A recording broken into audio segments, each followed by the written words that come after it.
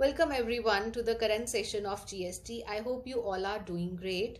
So before beginning with the today's session, I would like to show you a few slides and then just quickly tell me what is being shown in these slides. So here goes your first slide. What can you see in the image? There is the image of a chair. In the another slide, you can see a bottle, some books and a washing machine. In the yet another slide, there is the image of a land on one hand and on the other hand you have the image of a building. So what is the common characteristic of all these items that are being shown in these three slides? The characteristic of all these things is that all these things can be touched, can be felt and can be seen. So all those items that are capable of being touched, felt and seen, all these items are known as the tangible items. Now, if you go to a bank to open a bank account or to avail the loan facility or debit card facility or the internet banking facility, can these facilities be touched? These facilities cannot be touched. Yes, of course, the products that are being provided by the bank, for example, the passbook, the ATM machines, or this debit card or other products that are being offered by the bank, yes, these products can be touched, but the service element that is being provided by the bank to its customers, that service element can just be experienced and cannot be touched. Taking another example of airlines, for example, you book the ticket of an airline for moving from India to USA.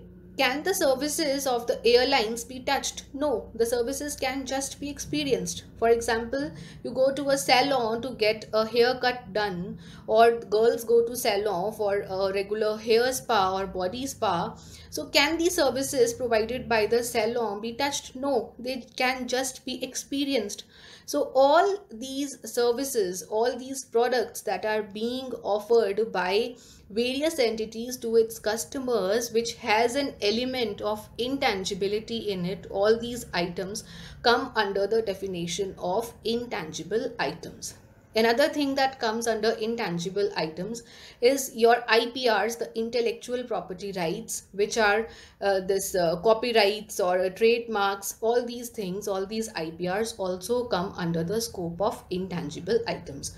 So all the items in the universe can be classified into two broad categories. The first one is the tangible items and another one is the intangible items. Now, taking our discussion to the yet another level, the items that were being shown to you in the first three slides, out of those items, can you quickly tell me what are the items that are movable? What are the items which can be moved from one place to another? So you see the chair, the bottle, the books, the jewelry and what not around you, all those items which can be moved from one place to another, जिन्हें आप एक जगह से दूसरी जगह पे ले जा सकते हैं, such items are known as the movable items, जिसे आप चल संपत्ति भी कहते हैं. And all those items which are affixed to the land, which cannot be moved from one place to another, all those structures and all those things are known as the immovable things, जिसे आप अचल संपत्ति कहते हैं, जिसे आप एक जगह से दूसरी जगह पर नहीं ले जा सकते. So what can you see here is all the things are broadly classifiable into two categories, that is the tangible things and the intangible things. And the tangible things are further divided into two categories based on the movability, that is the movable items and the immovable items. Now coming over to the main topic of our discussion, which is known as the scope of GST.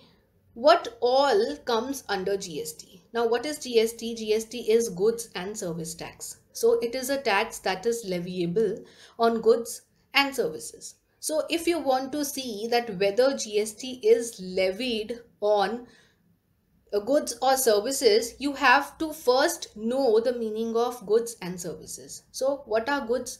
Goods are all those tangible, movable items. Repeat with me. Tangible, movable items, all these things come under the definition of goods. And if we talk about the services, all the intangible things in the universe comes under the service part. So all the IPRs or the service sector, they fall under the scope of services. So the immovable goods, if we talk about the immovable goods, achal sampatti, immovable goods have been expressly kept outside the scope of the GST. So if you sell land or if you sell building, all these transactions are not chargeable to GST.